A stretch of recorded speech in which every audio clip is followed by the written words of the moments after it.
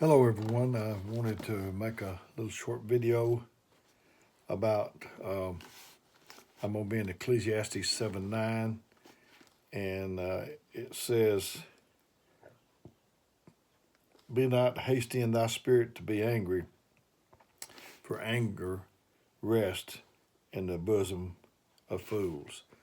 That's what I want to speak about is anger. Um, if you'll let it, if anger will just get with you in your easy chair, and if you'll just let it back and let the head rest back, anger will stay there with you all day long until you uh, bid it farewell. Anger will take you farther than you, like the song said, you want to go, but you won't be able to get back if you go too far with anger.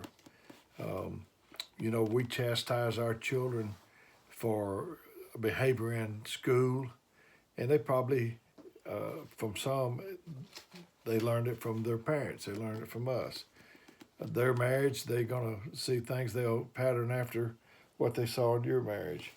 But uh, be not hasty in thy spirit to be angry, for anger resteth in the bosom of fools. Um, we chastise children for behavior that we do. And if daddy pitches a tantrum at home, then the child may pitch one at school too. So, physical rage. There's children that live in fear of their life. They're afraid that if they say the wrong thing, that they'll get backhanded across the room. Um, they, the husband gets angry, and he breaks things in the cabinet, and then he's got to pay for them all over again. Um, the parents teach their children how to act in a marriage. So not all rage is physical. There's verbal rage. We want kids to walk and talk, and then we tell them to sit down and shut up. We program them with negative things, and we tell them that they're dumb or whatever, and they can't do things. And it takes a lifetime of deleting these files until that they can get it out of them. Not only is there like physical rage, like I said, there's verbal rage too. And sometimes it's not the things that you say, it's the things that you don't say. It's not that you're blasting them with words, it's just that you use silence on them. And that, to me, that's still verbal rage, that's still verbal punishment. Um, Kids go to school hungry at night. Uh, a lot of kids throughout the country will go hungry for food, but there's just a lot that goes hungry just longing for a word of encouragement from their parents or somebody, just a kind word. Um, and there's emotional rage. Um, Another tactic of the enemy is to get you tired. Um, I used to like to watch boxing. I don't know why I did, but anyway, there'd be a big old guy in the ring, a little bitty guy, and looked like the big guy's going to clobber the little guy. But the little guy just gets to running around the ring. The big guy's got his hands up like that, and by the time he just drops them little at a time till the little guy just mops up with him. That's what Satan's trying to do, is make you tired. Um, some people want children, and they say, I'm tired of not having children. I go around my friends, they've got children. And then there's people that's got 5, 6, 7 children, and the woman says, I'm tired of children. That's all I do all day long is just tend to kids. Um, so the enemy will try to make you tired. Even the turtle, if you provoke it, it'll go back in its shell. So when someone's not responding to you, um, they're tired of your uh, anger and your tactic.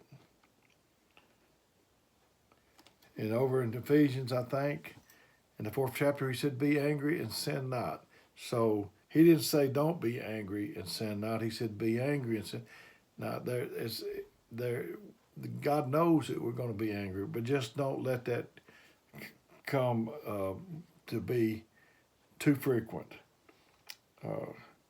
After the anger will give you bitterness inside, and anger will kill its landlord. You let anger rest in here, and it's going to kill you. You'll get bitter. If you don't kill anger, anger will kill you. And some people, you don't know what they're going to do. You have to walk around them like walking on eggshells. There's some people, when they come in the room, it's sunshine and roses. And some people, when they come into the room, it's thunder and lightning. So bitterness to kill you. If I have acid in my hand and I'm going to try to pour it on you, but before I can get there, the acid will eat up your hand. I used to be in pest control, and I've told this a lot of times on the floor, but we killed different things, and one thing we dealt with was mice. And if you said, can you take care of my mice? I'd say, yeah. And I'd say, I got these snap traps. And you say, oh, no, I don't want that. That breaks its neck. It's not human to me. It's inhumane or whatever. And I said, well, okay, I got these glue boards. They said, oh, no, that's not good. That they get stuck on there and it just pulls their little limbs apart. And I said, well, the only other option I got is bait. Well, that'll be fine. So what you do is you leave the bait, you come back and check on it at the required time, like a month or whatever. But say if I put the bait out and I'm just standing back watching for the mouse to come get the bait, it doesn't happen soon enough, I lose patience, and I say, well, I think I'll just take the bait. So I take the bait and eat it. And then I back up and I'm waiting on the mouse to die. You know, that is, I know what you're saying, that's pretty bad, but that's what we do. We take the bait and we're waiting on it to take effect with somebody else when it's not going to do it. We think somebody's acted in a way or done us wrong in a way that they don't deserve a blessing, and the next thing you know, they get a blessing from God, and here we are over here. We don't get one because we've judged. So anger is a big problem, and if you have an anger problem, anger management problem, ask God to help you and to see if you can. I know God wants you to do better, so I'm sure He will help you. I love you. I tell you what, it makes me I've always made me be nervous to be around people that flip a wig or whatever you want to call it.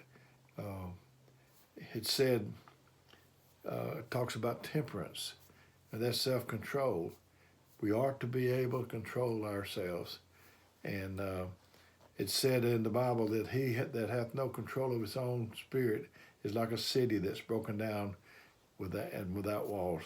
That's the way they used to defend their cities. Like Jericho, they had those walls up there that God had to let come down. So that is your defense. If you don't have temperance, if you can't control your anger, people can just come and walk right over you. So I think this is good for some people. This message probably wasn't for everybody, but for some, I think that you probably needed it, and I need to be reminded from time to time. Thank you very much.